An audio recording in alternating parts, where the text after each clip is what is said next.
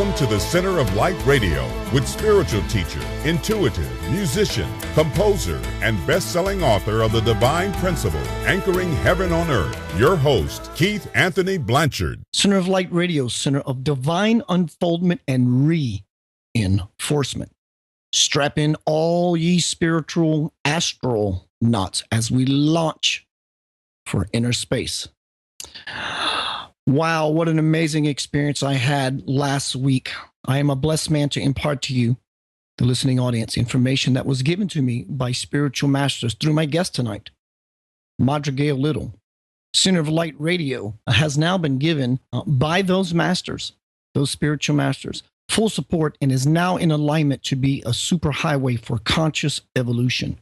Madra and I, during this experience, were both told that what will now come through this platform will be of the highest calling and a beacon of light, hope, and wisdom as we move further into the window of absolute world change. And for this, I accept, I allow, and I appreciate.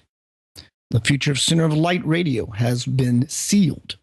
We're going to talk a little bit tonight about this particular experience that Madra and I had, and as well as many other things, synchronicity and energy and all my absolute favorite subjects. Make sure to go to Center of Light Radio website. You do that by going to centeroflightradio.com. While you're there, you can check out all the archives of my past shows. There's lots of really cool stuff there. All my books, my bestseller, The Divine Principle, Anchoring Heaven on Earth. Link to my documentary movie, Do What You Love, A Path to Passionate Living. You can also jump seat from there and go to keithanthonyblanchard.com and make sure you download the free Anchoring Heaven on Earth audio meditation. It'll put you in that magical place, that magical space where you can launch that which you want to call to you in your life effortlessly. It's not about going to work and eking out a living and having the money to having these resources to buy those things that you just want to have in your life. It's about getting into that magical creative space where there's such an amazing stillness.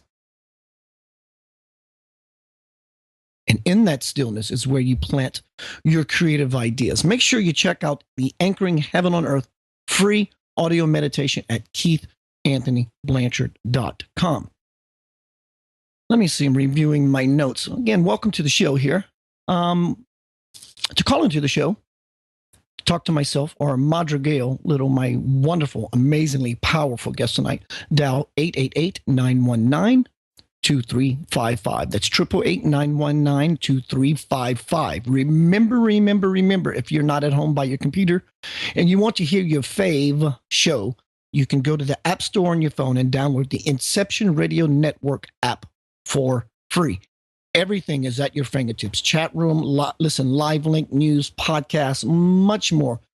There are many, many ways to connect to Center of Light Radio and Inception Radio Network.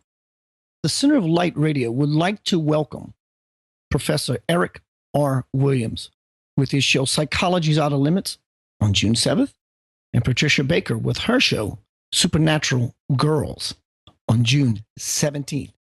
Center of Light, as well as Inception Radio Network, we want to welcome you to this amazing platform. I'm really digging it. I've been here about a month and a half, maybe just right under 2 months, and I'm just really, really loving the team and everything that Inception is about and stands for. Now it's time we get down to Center of Light Radio business. On the Center of Light today, my guest is Madra Little, and we will be discussing energy and synchronicity. Madra says energy is in everything. Everything is energy. Energy is a tool and resource to navigate on this physical journey. The more you understand about energy, the more you understand the bigger picture and plan. There are no coincidences or accidents. In fact, if you look at the word coincidence, it's two events coinciding, coincidence. Everything is synchronistic. The universe conspires to facilitate for us through synchronicity. Synchronicity is our life on purpose. Ooh, I like that. Our lives are sculptured energetically through synchronicity. Madra Little, conscious channel, practitioner of the healing arts, vibrational resonance practitioner, certified hypnotherapist, facilitator for personal and spiritual growth. Having experienced a complete transformation in late 2001, which I can definitely attest to, which she contributes to the Crystal Skull Consciousness. Madra has been facilitating the journey of self-discovery and self-realization for others for over a decade. A gifted intuitive, she utilizes hypnosis, crystals, sound, and color as tremendous tools in raising vibration and changing lives. Her essence is extremely effective in facilitating spiritual evolution and soul integration. I can so not wait to jump into what we're going to talk about. An important part of helping others is in sharing life experiences, for it's in sharing that we realize our true identities and abilities. Sharing uplifts and empowers us, serving as a catalyst for remembering. As a facilitator of transition and transformation, she currently serves in various capacities for those seeking guidance and navigating on their journey. She is a pioneer in vibrational resonance through sound and is known for her sound meditations in Memphis, Tennessee, and surrounding area. She helps others connect with their own innate gifts and abilities on their soul's journey and coaches them in getting their creative and productive energies flowing, which is vital to living a fulfilled life and being on purpose. The focus and intent of her work is to restore balance, facilitating healing at every level and assisting others in the return to grace. That's lovely. She facilitates events, workshops, meditations, and represents the divine feminine in restoring balance to the planet. Services offered: hypnotherapy, intuitive, energetic, and soul readings, spiritual and personal coaching, vibrational sound healing, dream interpretation, Reiki, and long distance healing. MadraGayle Little, my dear friend and powerful light in my life. Welcome to the Center of Light Radio. Well, thank you, Keith. It's awesome to be here this afternoon. Oh, wow. I want to get right away into the topic. I made contact with you last week. I wanted a session with you. I want to support you in your beautiful work, which I know you were always about. Little did I realize when I sat in the captain's chair in your office and you begin to do what you do so powerfully, capitalize the word powerfully, exclamation point, bold print, underlined 3 times. When I sat in that chair and you stated the intention, what's the word I'm looking for? The invocation. Mm-hmm. Listening to you, listening to the place where you come from inside as you were saying this intention, this invocation. I didn't hear you just saying words. I felt your authenticity, your groundedness. And not only did that move me, as you began to use this sound healing therapy on me and doing what you do. When I was in India in 2000 to see Satya Sai Baba, I was there for 2 weeks, and I went into this particular temple where believe me, it is the holiest of holy things on this planet. And because my vibration wasn't as high as it could be, I could not really see the pictures that donned the walls. I really couldn't see until I got into the space. But once things started to happen, and 35,000 people go into a chant, my physical body began to melt, and there was nothing left but my essence. Point of bringing this up, when I sat in your chair and you begin to do this, whatever it is that you were doing to me, sound healing and just your intentions, I felt the same experience. I was split in half. My essence, my core was exposed as you begin to not only move away some of the energies that were no longer serving me, but also polish, refine, wax, and make new some things. But Madra, in that experience, I began to have a connection with the divine through many facets of many, many masters. What was this like for you when experience was being had that you were performing on me?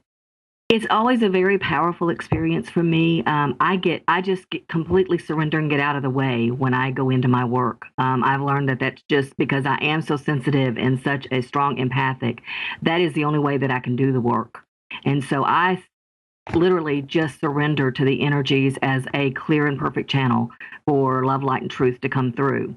So it's always very powerful for me. It's very humbling because I'm seeing everything that's taking place. I'm feeling it, but I'm absolutely seeing it as well. And I see exactly what is facilitated for the person who is receiving at that time. And you can't give without receiving. So I always receive as well, but it's always such a beautiful, humbling experience to be a facilitator for that and be a part of that experience for that person who's ready to move into a higher, different aspect of themselves. When the session was happening, I was having experiences with masters. I was having experience with divine light. There was a goddess, if you will, stand before me in this emerald green dress. And, people may say, well, Keith, how do you know that? Well, trust me, when this happens, you know it. There is no guessing about it. But all these things that were happening to me, I was waiting for coming out of the experience. And as you said, you cannot give without being a receiver yourself. You literally validated without me saying anything to you, everything that was transpiring, even the goddess that stood before me. And I think you named it as Solera. Yes, yes. Yes, and that's part of the experience as well when I facilitate for others in that manner. That's the reason you were so excited and enthusiastic, and you wanted to share with me. And as I told you, it's best if you just let me open up and share with you what I saw, because then it becomes validation for you, because I absolutely need no validation. It's not about me. It's about the person that's receiving. So to be able to share with you what I experienced, what they said to me, the messages that I got, the visions that I got, what I experienced at a sensory level, this validates you and your experience, what you received, the messages coming in, the activations, the attunements, all of that's received during the session. So it's awesome. But yeah, so when I share that with someone and then they come back and they say, well, that's exactly what I saw, it may be just a little bit different, but most of the time, 95 to 99% of the time, it coincides very closely. It was amazing for me. Sitting in that chair, it would be the equivalent if you're used to riding in a plane and then you get the opportunity to sit in a space shuttle with all that horsepower under your butt.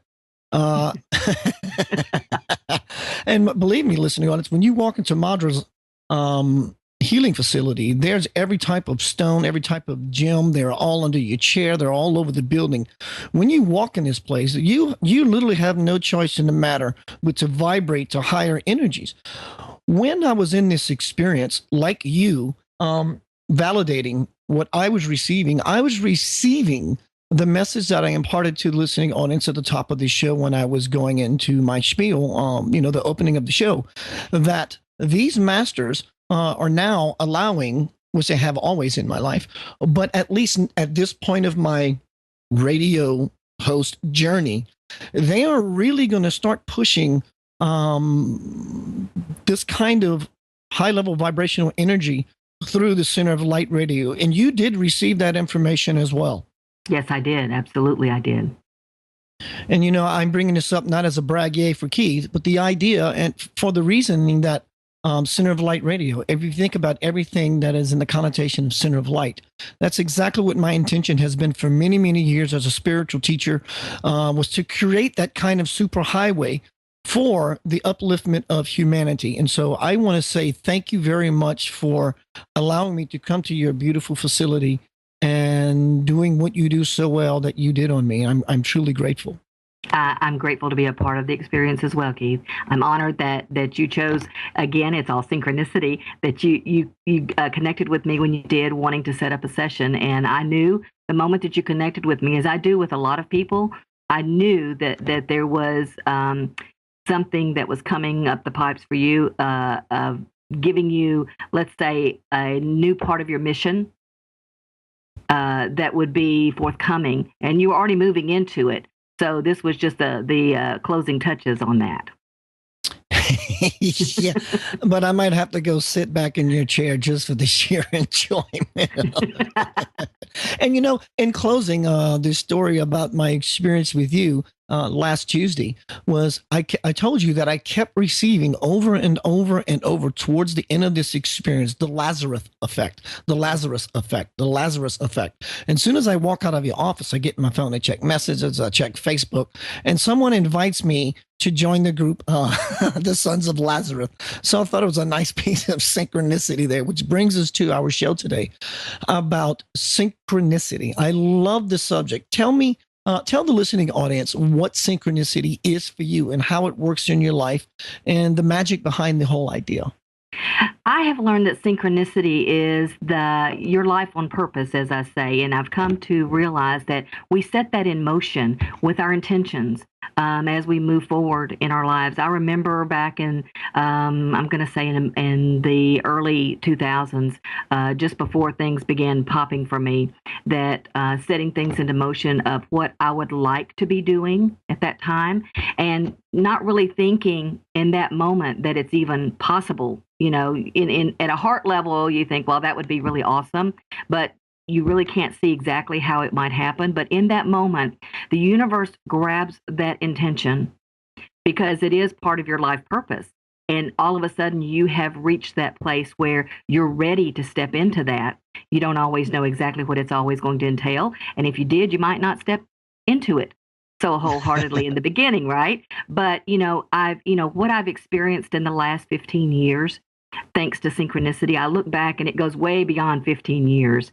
But I look back over the whole of my life, and I see how synchronicity has played a part in my intention, my connection with my faith, my guidance, the source energy, my heart and soul, and how it's come to fruition and where it is right now. And the understanding now, like I've never understood it before, of the energy and how everything is energy, and energy being a tool and a resource for us, and how we utilize that energy to create. And synchronicity uses our thoughts, our words, and our actions to create. The universe, through synchronicity, uses our words, our thoughts, and our actions to create for us that which is on purpose for us in our life and on our journey. So, I learned years ago when somebody said, there are no coincidences, there are no accidents. I thought, I'm going to have to think about that for a little bit. But as I have progressed in my own evolutionary process, I absolutely see that everything is on purpose. Everything serves a purpose. Everything serves, whether it's for me or for someone else in that moment. I may not realize the purpose of it in that moment. I may be facilitating for someone else, but there's purpose for everything. And just because we can't see it doesn't mean it doesn't exist. Just like gravity, just because you don't understand it doesn't mean that you're not going to hit the ground if you jump off of a building. Yeah, right. Perfect story. Years ago, I had a small meditation group in my house, and some friends come over, and we were waiting on other friends. And until then, I was just using some tarot cards and throwing some things around. And I looked at a friend of mine by the name of Kenya. I said, Kenya, I was actually giving a group reading. I said, Kenya, your spirit guides are laughing at you. He said, why is that? I said, because they're about to do something in your life in the very near future that you will not literally be able to contain yourself. He said, well, tell them to bring it on. I said, well, okay, I guess it's on its way.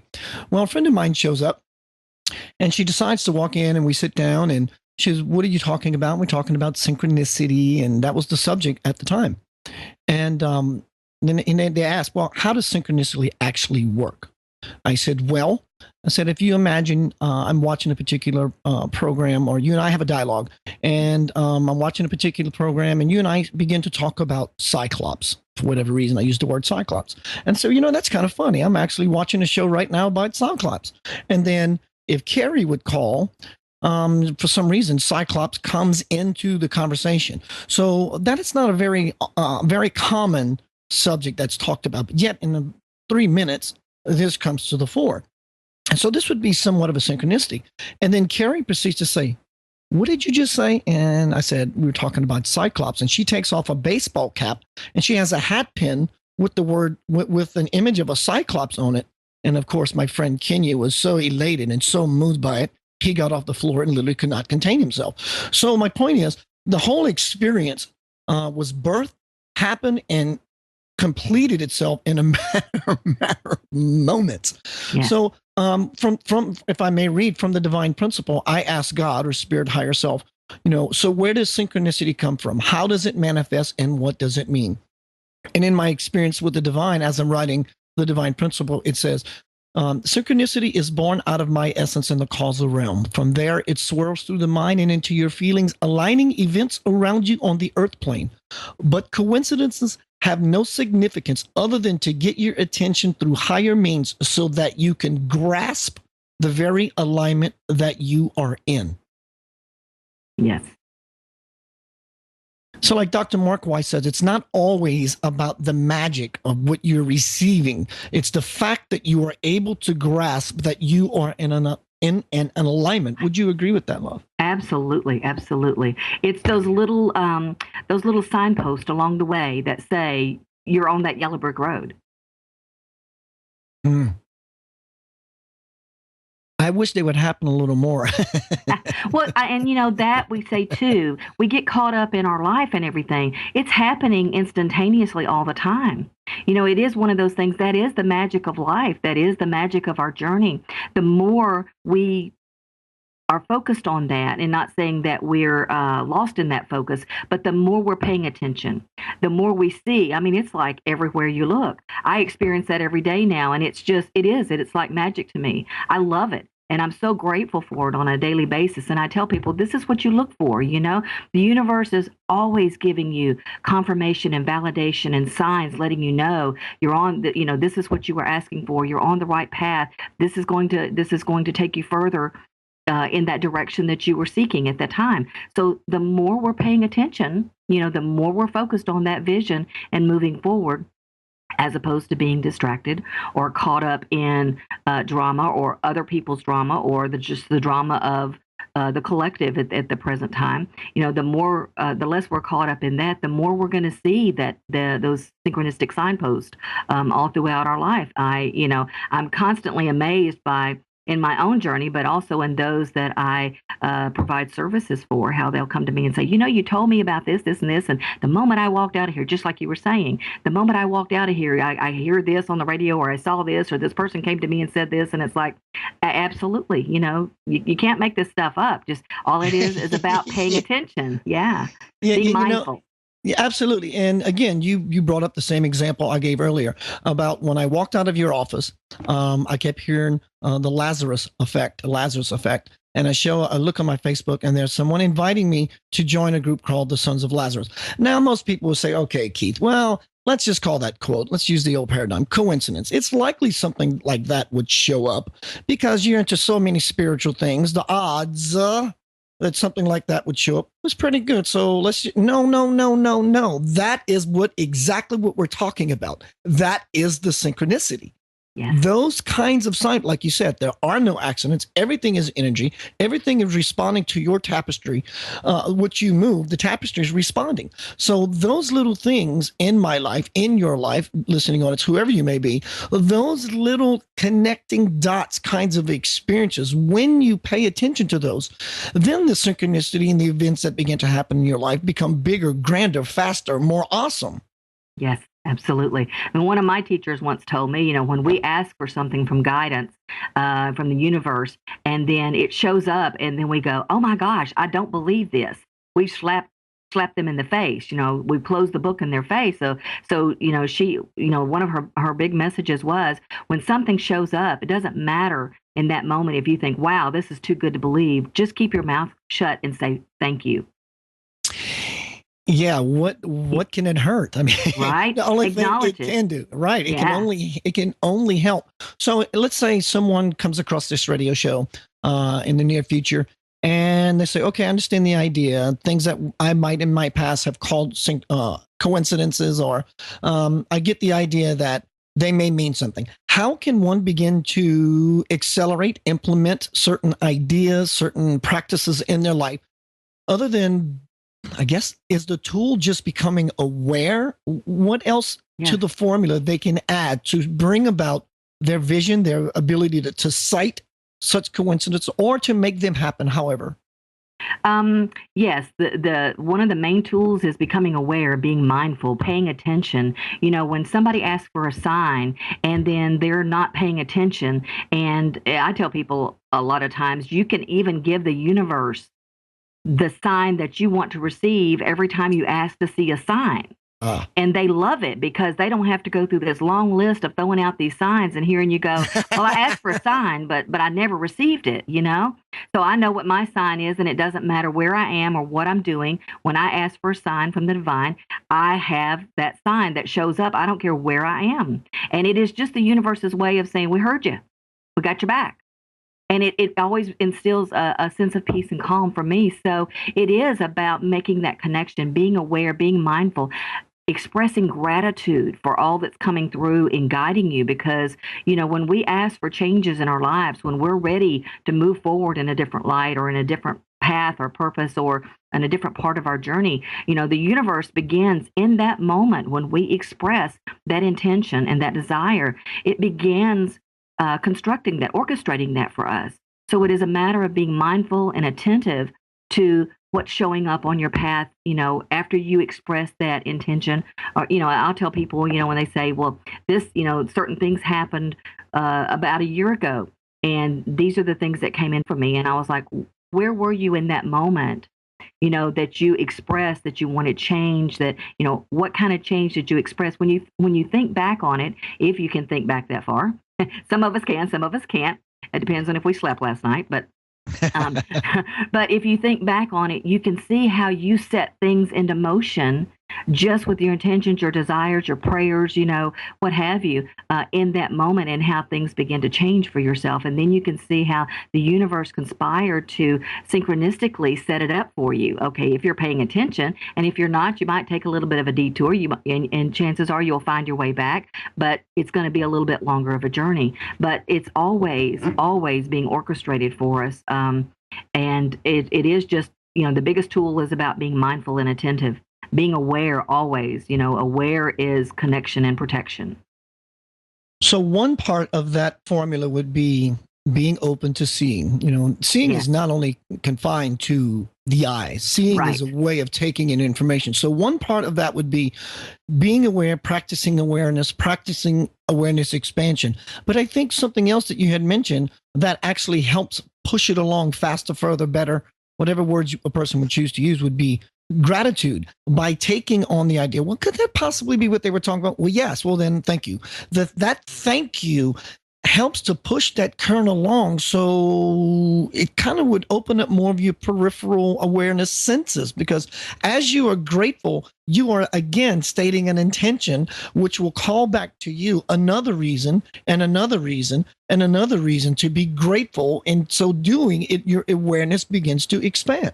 Absolutely. Yes, absolutely. That was very nicely. I understood that, Madra. So thank you very much. We are at the bottom of the hour. Gosh, time does fly when you're having fun. Would you give out your contact information, Madra, how the listening audience can find you and more about your powerful work?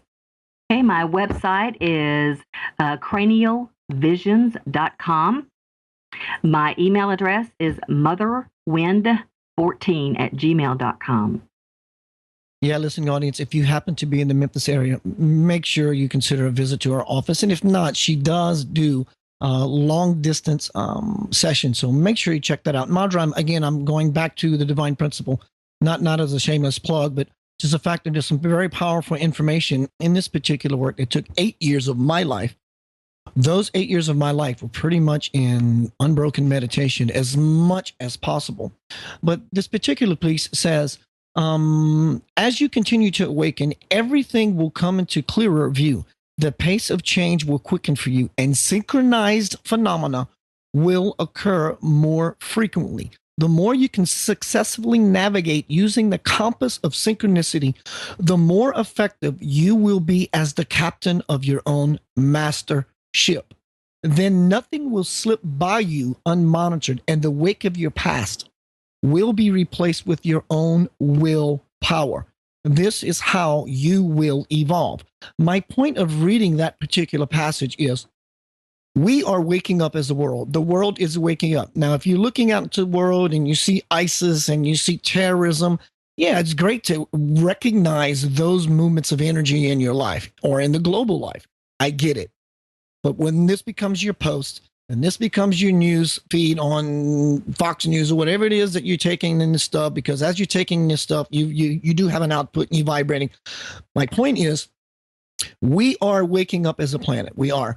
And the fact that we are doing that, as we're doing that, we are all taking on more attributes of the divine. The divine is the creator. So we're taking on creative attributes. And as we begin to do this, the process of creation through us begins to happen at an accelerated rate. Would you agree with that? Absolutely. Absolutely. Awareness is the raising of the consciousness as well. And for, I myself, again, I emphasize that it was brought to my awareness back when my life began to change back in the early 2000s, how empathic I was. And although I always knew I was sensitive, I had no idea to what level until my guidance specifically showed me. And what they showed me is that, and one of the messages that my daughter, when she was growing up, one of the things that she said to me that went right into my heart is, at one point in life when we were discussing drama and some things going on, she said to me, "Well, Mom, the great thing about you is that you don't allow things to consume you." And I thought, wow, I think that's a compliment.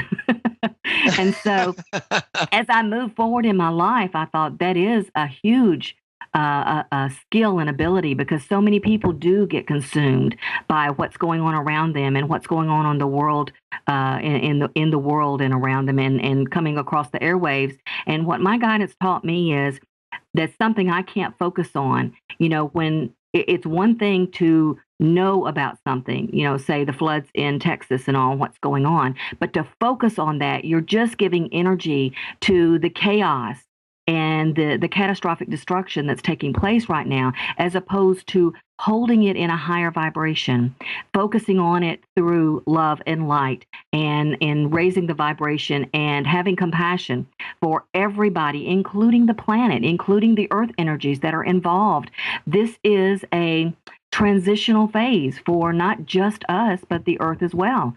So being aware of it is different than being consumed by it and not focusing on it every single minute of the day, because again, we know that which we focus on. And if you're going to focus on it, focus on healing, focus on the positive energies, projecting positive energies to that situation. Focus on peace being instilled within each person involved, and comfort, and surrounding them with love and light. And, some people may say, well, that's all fine and dandy, but, all that spiritual stuff and focusing on like that's really not taking any action. It absolutely is. Yeah. It's holding it in a higher vibration. It's holding it in compassion, as opposed to holding it in judgment and labeling it, oh, this is the wrath of God. No, it's not. It's the earth going through changes. Yeah, I agree, because if we focus on this is wrath, or this particular terrorist group is bad, well, actually, maybe there's a way that we can use that to expand, which is, thank you for the lesson and showing me absolute contrast, which I truly want no part of. Right. This is showing me what it is I really do want. And we're talking about synchronicity, and right now you get it. I get synchronistic views and glimpses, and John Doe and Jane Doe, we all get these glimpses. I'm really, really excited when we as groups get that synchronicity. I've seen it happen a few times in my life when a group of us would just all look at each other. But we as a collective, when we reach that level to where masses of people see the same experience as a synchronistic alignment, I think we're going to shift leaps and bounds in a matter of moments. Absolutely. I agree with you there. I do. Yeah. Let's talk a little bit about your work with crystal skulls. I'm really fascinated with this.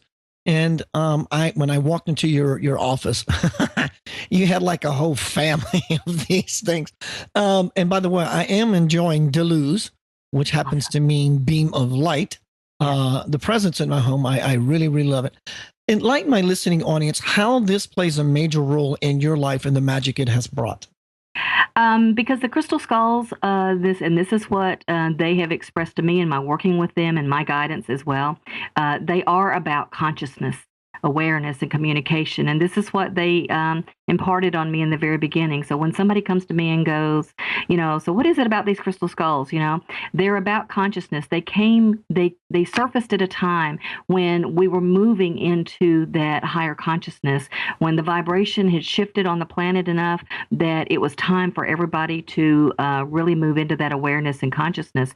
And in doing so, they also represent communicating through the higher language or the heart language. And so they're all about communication and consciousness. And in looking at a crystal skull, this is what we associate with wisdom. It is, the head, or it's carved in the shape of the human head. Most of them are. And so this is where we associate wisdom because of our brain being in our skull. So, but they also are said to house the soul. And when you look into the eyes of a crystal skull, it reflects back to you your own soul. And for that reason, some people are very uncomfortable looking into the eyes of a crystal skull because they're here to help us to let go, to transmute, to transcend our fears, our phobias, anything that is holding us back. Any old energies in that manner, even that's been projected down onto us, and even for the planet. So they're not just here to help us as humanity, as life on the planet. They're here to assist the planet as well. Being of crystals, crystals come from the planet. They are alive. And so they carry that live energy, even once they're carved into a crystal skull. So they represent that consciousness that we're moving into. And in working with the crystal skull, I tell people, once you're ready to work with the crystal skull, you have expressed your desire to the universe, that you're ready to take on that transformation that it's offering you. And, I've experienced in my own life. There is not another tool out there that will facilitate that transformation for you when you're really ready to embrace it. John Doe wants to buy a crystal skull. There's a metaphysical shop right down the street, 5 minutes away. Can he just go buy one and have it work?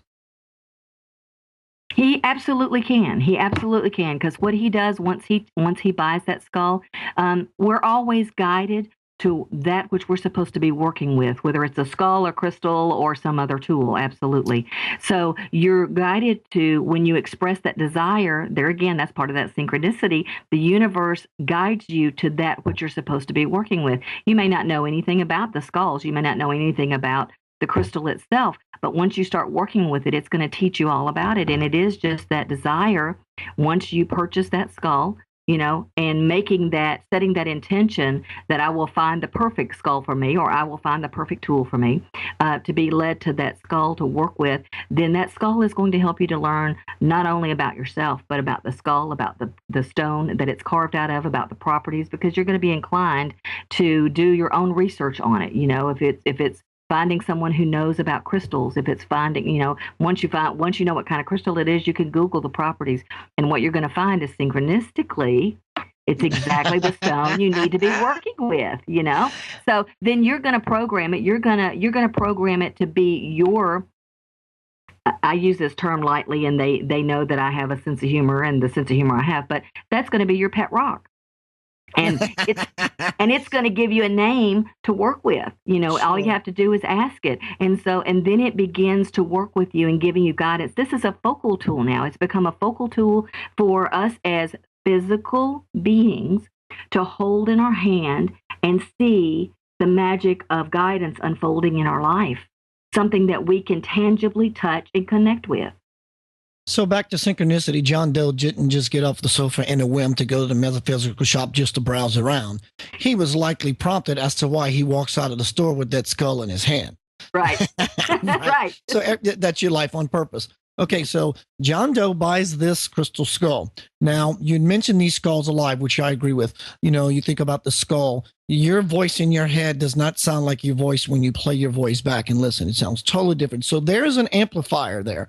That being said, and these skulls are alive, would you say from your experience, or these skull, or the energies embodied in the skulls, or are they responding from some other locale? Now, that being said, I know that I'm embodied in this body, but who I really am is not in this body. I'm channeling what we know as Keith through this vehicle, this body. But my point is, Are they incarnated in these skulls, or the skulls a doorway to where they can chat through from whatever dimension that such energies that embody crystal skulls do? I've been shown by my guidance where when the master carver begins to carve the stone itself tells him, I'm to be carved in the shape of a crystal skull. And as he begins carving it, it begins taking on the energy of the being that it will become. And it also begins in that moment making its way to the guardian or the person that will be working with it. So what I've been shown is that they have that essence themselves that come in as they're being carved. This is by choice. So they're being incarnated as they're being carved.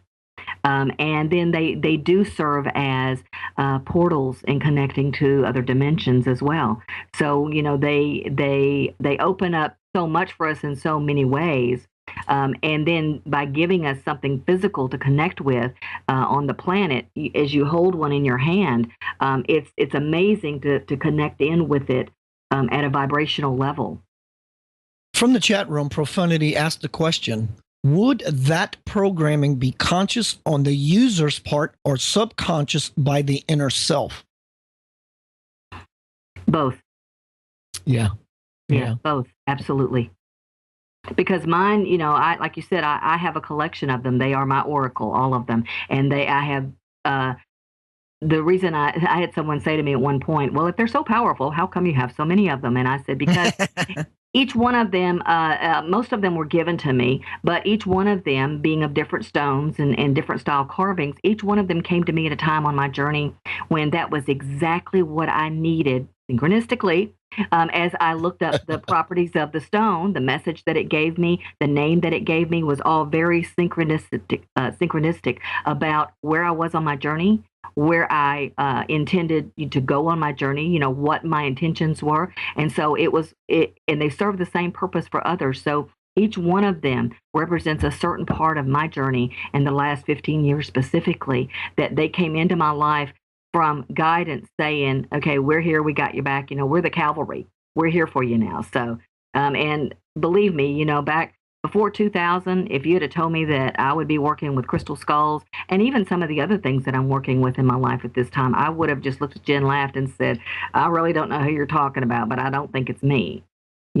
But the way it's all unfolded with the crystal skulls having come into my life the way they did, when I already had learned and studied over the course of my lifetime since I was in my teens, literally studied healing and hypnosis and reading cards and reading energy and working with healing. All of this came into play when the crystal skulls came in. Every bit of it came in through the crystal skulls for me. And at the time, I had no idea how I would possibly make it work out that way. It's one of those things you aspire to do, and it sounds magical and all, but in the moment I thought, well, but really it's kind of just a dream, because I really don't see how I would possibly make all of that come into play for me. And then the crystal skulls came in, and it absolutely unfolded. And so what I've learned through them for me is that the universe used something that really pushed me out of my comfort zone to bring me into myself. And so now when the universe says to me, Madra, you will do this, I'm like, all right, number one, make it happen. Yes. Madra, we are about a quarter to the hour. I did want to bring up at this point, if we could, talk a little bit about this experience that you and I are going to have in the very near future with Swamiji. For those who are not familiar with who Swamiji Viswayogi is, this is a self-realized God-man. If you can imagine, the masculine and the feminine aspect of the universe gave birth to a son. Literally, this man would be the personification of these energies. I had the blessed opportunity to interview him last year. I had the blessed opportunity to sit in front of him and tell me about my past lives and tell me about my future life. And of course, I use past and future lives in quotes. Don't take it literally. I understand the jargon is, but we have to use words to describe, right? Right. But Madra and I have the opportunity in the very near future to go visit Swamiji, and the experience that you're going to have happen for you, Madra, is going to be just an amazing synchronicity reflection of yourself. It's going to be as probably 1,000 times more amplified than gazing in the eyes of your most powerful crystal skull that you have. So I'm really, really looking forward to that experience with you. I'm excited as well. I am excited. And since our session the other day and that information come through, because again, that's not something that I actually focused on, except that each and every day I focus on being better at what I'm doing in the aspect of helping others, being that clear and perfect channel each and every day, that I get out of the way, that ego gets out of the way, that I can do the work of the Christ consciousness, that I can fulfill that, because I know without a doubt that that's why I'm here at this time. And so when you offered me that opportunity and that information came through at the time, I thought, oh, wow, okay, this is what I've been feeling. And I did, because there was, and you always know, well, for me, I know when that's my guidance's way of going, are you paying attention here? Because I felt that emotion come in with it. And it was like, how it takes your breath away for just a moment. And I thought, yes. Oh, this is what they've been talking about. Okay. Yes. They've been preparing me for this almost for the last year. Yes. And likely suspect that Swamji is going to join us here on Center of Light Radio, and I'm going to be able to interview him. And as I mentioned before, that seeing is not really confined to your eyes. In fact, you can see with your ears if you understand the idea that I'm making here, the parallel. It's about taking in information, and but when I do get Swamji on this radio show, keep in mind, again, this is a God-realized man. This is a man who, in this moment, if he desired to tune into Keith Blanchard and his radio show, from wherever he is on the planet, he would know exactly what we're talking about and can recite it back to you. This is truly no joke. Point being is that I'm going to put in a request to have him interviewed here in Center of Light. He talks very, very Hindi, but when this interview does transpire, make sure you bring your heart space, because it's definitely going to take that, and not only your ears, to understand the full message. So I'm looking forward to having Swamji Viswayogi here on Center of Light. I do believe he's going to be coming here like the second or third week of August, and I will keep the listening audience posted on the potential of that. Madra, we got about 10 minutes. Is there any particular topic that you feel called to share with our listening audience at this time? One of the things that I teach, one of the things that I preach, I guess, is one of the masters came to me and said, and I think it's always worth sharing.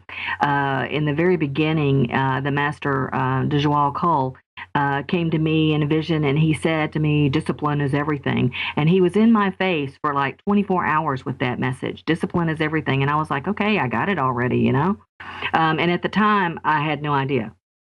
Because I'm hearing discipline is everything, but I'm thinking along the line of the physical and, how we apply life and, overeating or drinking or whatever, how you apply it in that manner. And as I have moved into, these times that I'm in now, and my work continues to evolve and my own consciousness continues to evolve, I'm so getting that part of discipline is everything, with your thought, with your words, understanding the vibration and the consciousness, and how people, when people come to me for healing services of any kind, and after just talking with them on an energetic level, I can tell where they're not using that discipline, so to speak, and how, they're giving away their power. And too often we do this. And so that discipline that is everything has to do with our energy and our consciousness of how we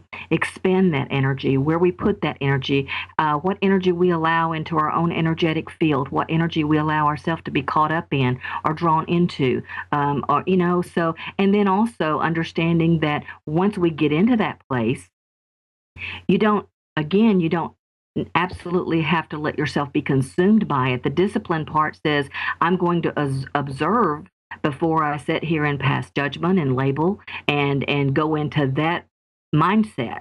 So the discipline part of it really, and it's also attached to the honoring and nurturing your own spirit and soul. That discipline to do that, when people are ready to wake up, when they're ready to move into that consciousness and that awareness, you have to be disciplined. and dedicated and committed to your own process, because if you're not, no one's going to do it for you. Is there a particular discipline that you would suggest? Meditation, obviously, of course. But there's some people who want what you're saying. They want to expand. They want to wake up. And they don't have access to, say, for example, the outlets that you and I have. Right. But just so happen come across this radio show. What do you suggest as disciplines?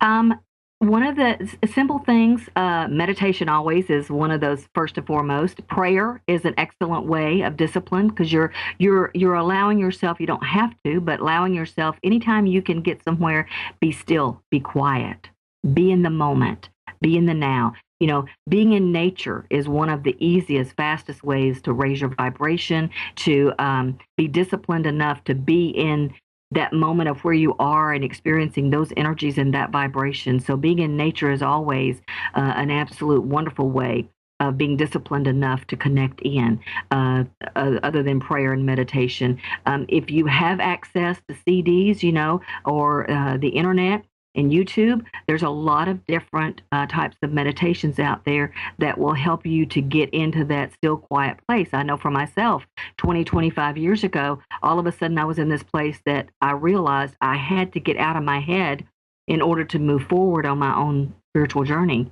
And so I began listening to CDs, one in particular that had subliminal messages in it, but it had all of the nature sounds and the tones, and it also had the brain wavelengths in it.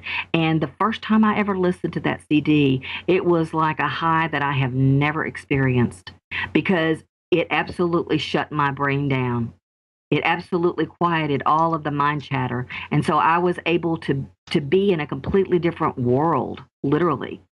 So I began listening to that CD 2 and 3 times a day for up to 5 years at least, till I got to a place where I could sit down now and just completely, you know, shut it down and go into that place.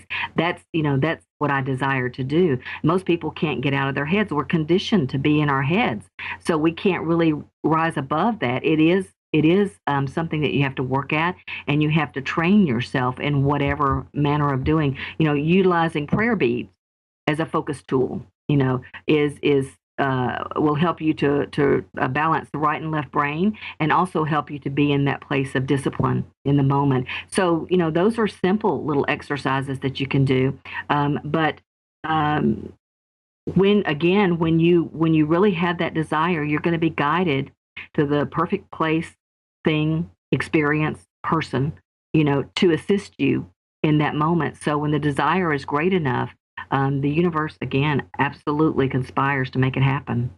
As with John Doe, happening to go to the metaphysical story, ends up going home with a skull. Right. So it's really, you know, I always support the idea of meditation. First and foremost, it is imperative. So is prayer, because, you know, to have full communication, you need both sides. You need to talk and you need to listen. Right. But it's really, God bless YouTube, because it's really all intention. Some people may find the particular meditation like you had and do it 2-3 times a day. You're stating intention. You're opening yourself up daily. Some people may read the Course in Miracles book every morning. So it's really, these are all somewhat excuses to tap into, to go into the self.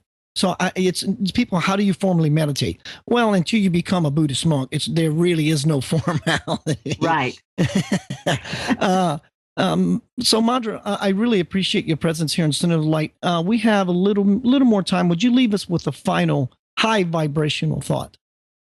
One of the messages that's come through the last weekend's meditations that was extremely powerful, and I've heard this before, but this is something that they're really coming in with now, is to remember that by each one of us stepping up into the responsibility of our own choices and our own journey, raising our vibration, raising our own consciousness, we are doing so for hundreds of thousands of others at the same time.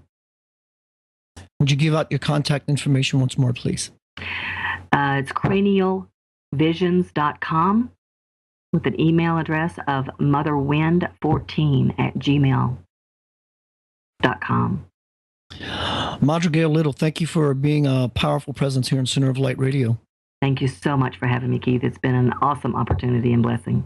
As I always say to my guests, who, if I invite you on the first time, that door does swing open to you a second time, you can bet. I look forward to it. Thank you, love. Everyone, MadraGayle Little here in Center of Light Radio. Wow, what a powerful show.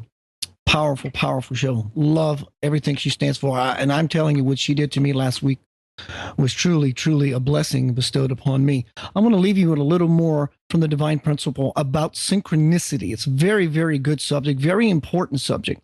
Being in meditation with Spirit, I received. Many of you can already feel the changes that are going on within yourselves, but you must look for the synchronicity outside, because your progress can best be gauged by viewing what is going on around you. Conscious practitioners spend at least a little time each day reflecting on their lives, day by day, week by week, month by month, year by year. This lets them see patterns and gives them accurate clues as to why they are where they are. Their self-reflection is the springboard that lets them make the best choice at any God-given moment. And since they are always looking to find a better way to flow with the universal current, they take full advantage of the coincidences that happen in their lives, the synchronicity, and use them to decode signals from the higher self. As a result, their quality of life is enhanced. By aligning themselves with universe's forces, spiritual practitioners are able to tap into them for the betterment of themselves and the rest of mankind. Their road to God is dramatically shortened to only a few lives because they have chosen to learn while they live life and not relying solely on the life overview you all come to expect when you die. Everyone, Keith Blanchard here, Center of Light Radio, Monday night, 6 p.m. Eastern Daylight Time. Again, I want to say thank you to Inception Radio Network. Next week, my guest will be Laura Watson, and we will be talking everything angels. She will be doing angel readings on the air, I do believe. Powerful lady, most amazing guest. She's going to tell you things about angels that you haven't begun to have learned. Trust me. Just remember tonight when you lay down, you go to bed, you take those breaths, those intentful breaths, to bring about the magic, the power, the synchronicity, all that you deserve in your life.